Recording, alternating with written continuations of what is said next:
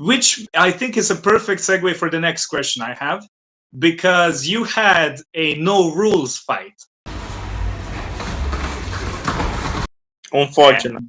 And how different is that mentally? Because that was, I mean, amazing performance. That was like, you did so good. And I watched two angles, I think, and that was spinning kick was perfect. Thank you. But I cannot even imagine like that type of visceral nature.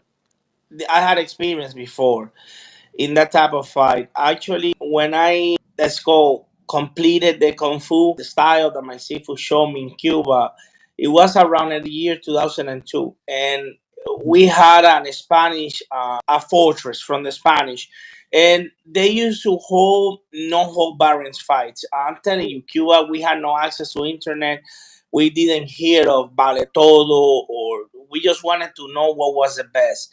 And before that, I had like 5 fights in there. And I also have had the occasional challenger that will go to my house. I should talk more about the English channel about this. I haven't said much about this because since I have no video proof, I only have witness that they can vouch. But basically, were the wrestlers trying to see who's better than karate? Was the karate guys trying to fight the boxers? It was the boxers trying to fight the judo guys, and we had no hold barons where everything was valid, even biting. It's a very undesirable situation that I've been put in that I regretted 100%. I have acted bad in the sense that I should have to back it out and I didn't. I didn't back down and I should have to avoid and I didn't.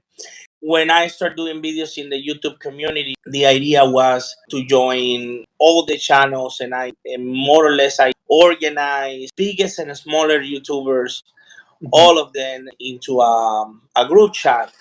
Uh, but they had already in fights in between them, and I was trying to put down the fires to make everything smooth. I was telling them that YouTube is a business, that if we make good videos and people watch them, we could make money. I do it for passion, but YouTube itself, it's a business. One of these guys wanted me to fight somebody. And I went and I fought him and I knocked down the person in 19 seconds. But then they wanted me to talk trash about him.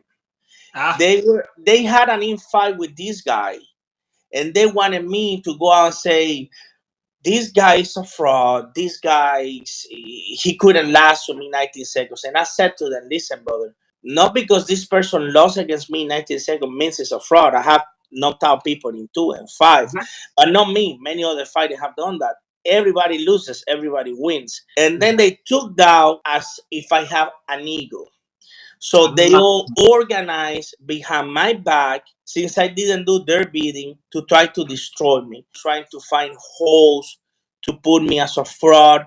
They did videos and all I said is, okay, you said I'm a fraud, let's fight. Let's fight, let's fight. That was kind of like their bad dog. And he said, okay, let's fight. They said horrible things about me, about my family. They invented stories that if it was in America, I'm telling you, if it was in America, I would have put a lawsuit. I tried, but the lawyers told me they could not do a lawsuit, let's say between America and Mexico. They told me it was almost impossible. They told me, Sergio, I'm telling you, you will have to spend $10 million and you will get nothing, and you don't have $10 million. I'm telling you, it was really bad to the point. Let me put it. Let me tell you what took to that fight. The guy I fought, the guy has a children that has some type of neurological disorder, and some of my subscribers were telling him, not the children, telling him that he was autistic, and then he was saying he found a way to twist that to say that I was talking bad about his kid, which I never did. Like I said, if it was in America, I went to my lawyers and everything, I would have sued him so bad. And then we went to Mexico and he had that big hatred against me and I felt nothing. I actually was going to destroy him really bad, but my aunt she called me 20 minutes earlier because I had a fight with in the past with a guy that we used to call him. His name was Javier. At the time, I only knew karate. I was 14 years old. By the way, I was defending myself. He's the one who first attacked. I was avoiding to fight him because he was so tall that I didn't know what to do. But he was really tall. So the guy came at me and I throw a kick and I got him on the belly. So he bent over and I did a yakosuki to his face and he fell down. But it was on concrete. And in karate, I don't know if you've seen that, we go usually to the Yeah, ground, punch. And he said, after that, people joke in Cuba, and my friends, he's a very good friend, so you know. But something in his behavior changed. We don't know if it was triggered because of that fight. It was a situation I didn't want to be put in, but he attacked and then I defended myself. So my aunt called me before that fight that you saw, and she said to me, "Remember what happened to Javier. Remember." yeah. So when I went to the fight, if you look at the fight, if you compare all my other fights and all my other sparrings, I did not attack. Look at all my other sparrings, Yes. all of them. I always go with a jab and a kick. That's my Yeah. pattern to test Yeah. the distance. And I went back because I was trying to do control damage. I got there and I said, okay, I train, I walk the road, I have done everything I can, and then I said, he hasn't trained as I have done. He doesn't have a master. He thinks he's his own master. That's my biggest advantage. I don't Mhm. hate him. He hates me. This is his fight. I'm just gonna control the fight. And when he came at me running, I just went back trying to, because I was expecting for a kick. Because all his videos, he brag about his kicks. Ah, So I was not concerned about his hands or kicks, but I was expecting a kick. My idea was to counter the kick and kick him so hard on the leg that he wouldn't stand out. So that was my idea. But he never threw a kick. He just came with a flurry of punches and punches and punches. When I got to the corner that I tried to switch, if you look at the video again, in the corner is a showy foot instructor. I slapped him. I didn't punch him. I slapped him with her hand. I punch him, and when I'm gonna throw the kick, the seafood pushes me. yeah. If he hadn't pushed me, I'm pretty sure I would have knocked him down with a kick because the kick was to the head, but I lost balance. Then I go again and again. I was expecting a fight. He was just running. Oh, He was going forward, I remember. And yeah. then you pulled, and then you grappled. There is one other detail. It is even happening right now. They are convinced that everything I say is a lie. They have convinced of that. So I'm telling them and showing them videos and pictures that I've been training in American Top Team Jiu Jitsu since 2010. You have all And the proof. I've seen it too. All my viewers know. but I don't put many ground fighting videos on my channel. I don't put them. And they just assume I don't know how to fight in the ground. So he prepared himself for a fight in the ground. And I was telling him, dude, don't go to the ground with me. I've been training this for more than 10 years. Don't do it. And his mind was, oh, I'm going to tackle him and I'm going to go to the ground. I'm going to tackle him and I'm going to go. It is weird because he's a Hungarian instructor. Oh, okay. I He's a didn't kung, know that. he's a kung fu guy. I think that was his biggest mistake. I think he had better chances of fighting me with Hungar or Mhm. kickboxing that trying to go into my element. And in this case was the ground fighting. So I did a jumping back kick that I hit him on the bone of the hip. I Mhm. didn't hit him on the ribs. And then this was a mistake on my side. He came Mhm. running again, and I'm gonna stop it with a side kick. Actually, I had to go back and read all the books and see my karate instructors. The side kick in karate is not a defense move. It's an offense move. Is it because when you kick defensively, you also push the force both ways so you can lose balance, right? So you have to go forward. Exactly. So only use a sidekick as an offense attack, not as a defense. So I had that error in my concept. So I tried to stop him with a sidekick, and then he threw me down to the floor.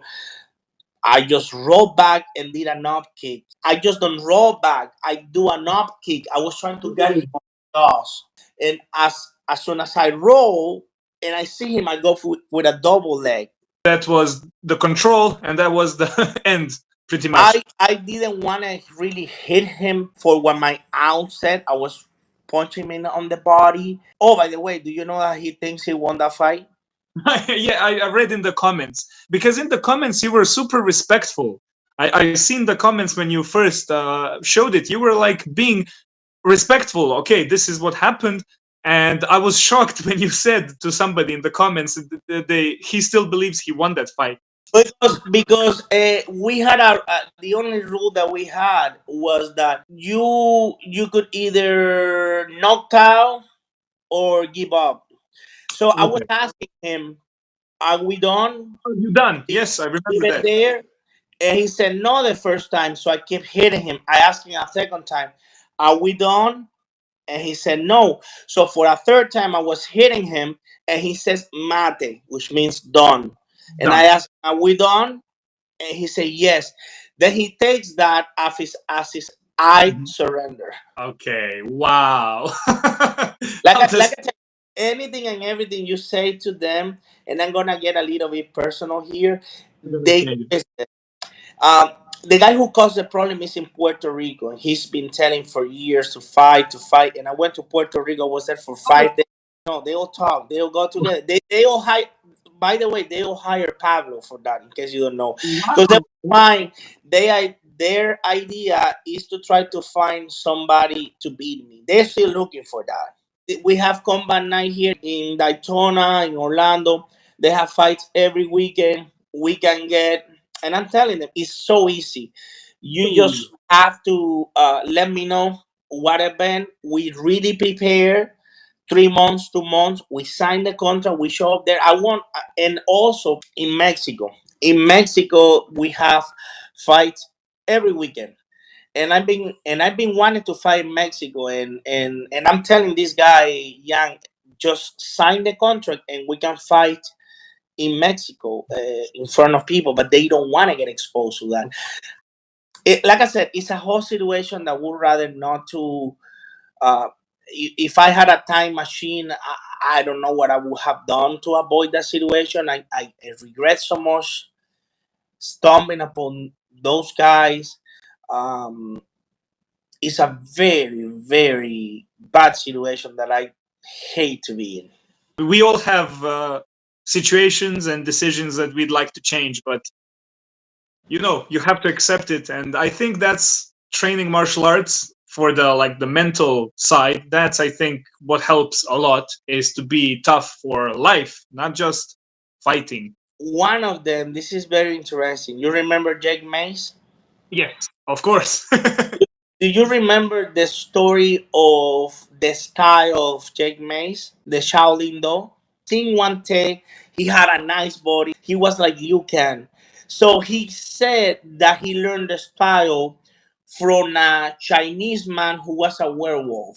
He had his face covered on hair. And Okay. so he learned this mystical style in the forest of Indonesia, and the style was so powerful, and he was such a fierce fight that he had to leave Indonesia and come to America. And he teach Shaolin Do to What? people here. So one of these guys, Will Rodriguez, he had his master has this. Alright, guys, at this moment, the conversation became about that story. If you want to hear the rest of the crazy bullshito story, check out the full conversation that will be linked down in the description. All these live streams with all these awesome people are so much fun. Hopefully, we do much, much, much, much, much more. But in any case, guys, thanks for watching. Take care. Oh, and yeah, make sure to like, comment, share, and subscribe. We gotta get to 1,000 subscribers before In Defense of the Traditional Martial Arts does.